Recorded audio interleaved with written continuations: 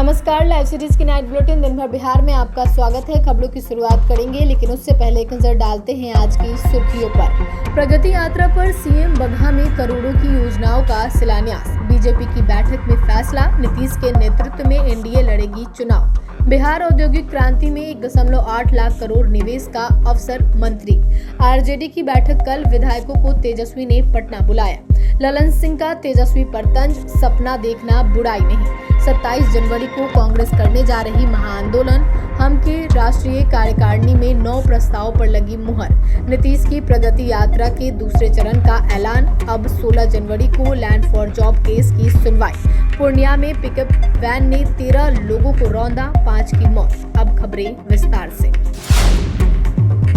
मुख्यमंत्री नीतीश कुमार ने अपनी प्रगति यात्रा की शुरुआत पश्चिमी चंपारण जिले के बगहा से की है। इस दौरान उन्होंने आदिवासी बहुल इलाके घोटवा टोला का दौरा किया, जो इंडो नेपाल सीमा से सटा हुआ है। इस यात्रा में मुख्यमंत्री ने कई विकास योजनाओं का निरीक्षण किया और करोड़ों रुपए की नई योजनाओं का शिलान्यास व लोकार्पण किया। मुख्यमंत्री के साथ मंत्री विजय चौधरी भी थे। मुख्यमंत्री ने इस यात्रा के दौरान दुर्गम पहाड़ी क्षेत्र दोन के लिए 139.4 करोड़ रुपए की विद्युत ग्रिड योजना का शिलान्यास किया। इसके अलावा मुख्यमंत्री ने कई अन्य योजनाओं का लोकार्पण भी किया।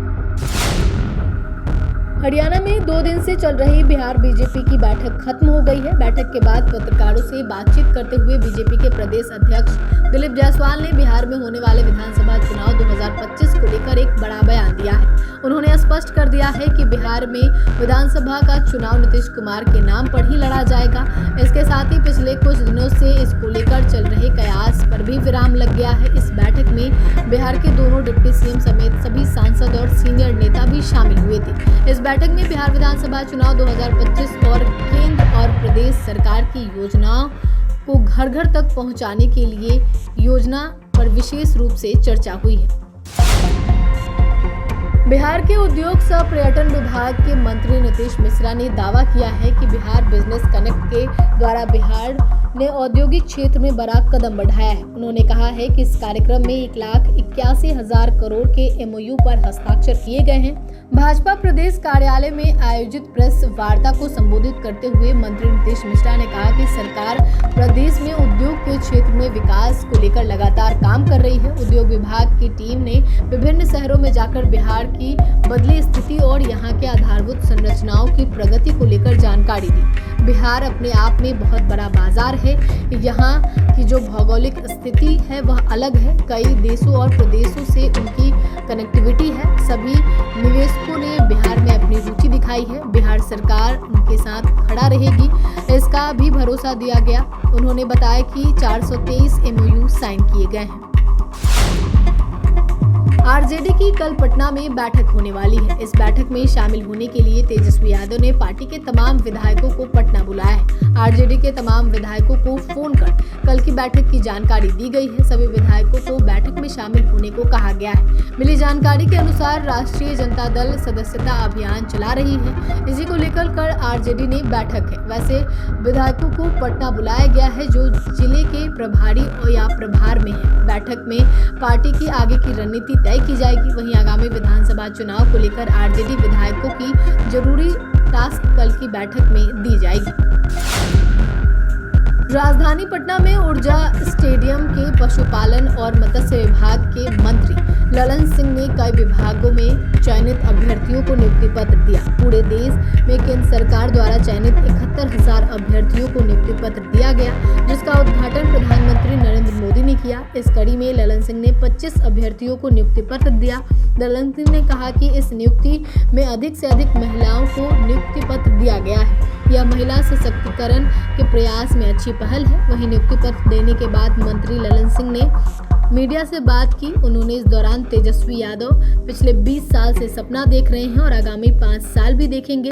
सपना देखने में कोई बुराई नहीं है, लेकिन उनका सपना कभी पूरा नहीं होने वाला है।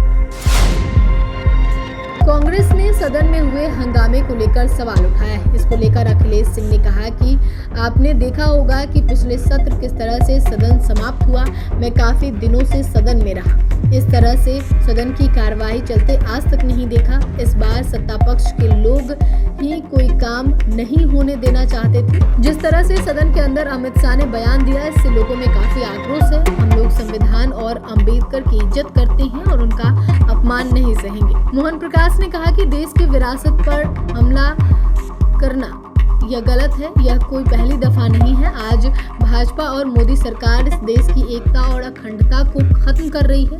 कांग्रेस 27 जनवरी को बेलग्राम में बहुत बड़ी रैली करने जा रही है। वहीं 24 दिसंबर को कांग्रेस पटना में भी संविधान मार्च निकालेगी।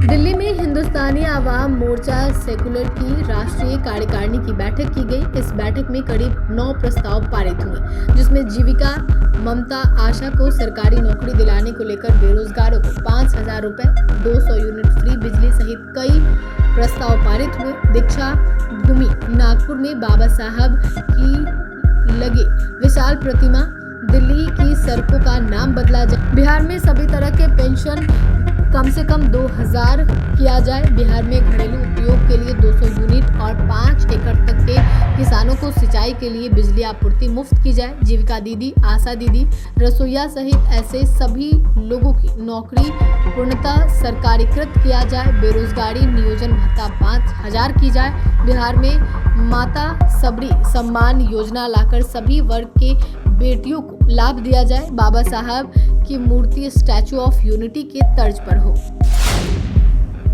नीतीश की प्रगति यात्रा से पहले चरण की शुरुआत के साथ ही दूसरे चरण की यात्रा की तारीखों का भी घोषणा हो चुका है। दूसरे चरण की यात्रा कार्यक्रम के अनुसार सीएम नीतीश की यात्रा 4 जनवरी को गोपालगंज से शुरू होगी। इसके बाद 7 जनवरी सिवान, 8 जनवरी को छपरा, 11 जनवरी दरभंगा, 12 जनवरी को मधुबनी होते हुए 13 जनवरी को समस्तीपुर में समाप्त होगी। सीएम नीतीश के इस कार्यक्रम में स्थानीय जनप्रतिनिधियों के साथ साथ स्वास्थ्य विभाग, शिक्षा विभाग, राजस्व एवं भूमि सुधार विभाग के साथ साथ अन्य कई विभागों के सचिव भी भाग लेंगे।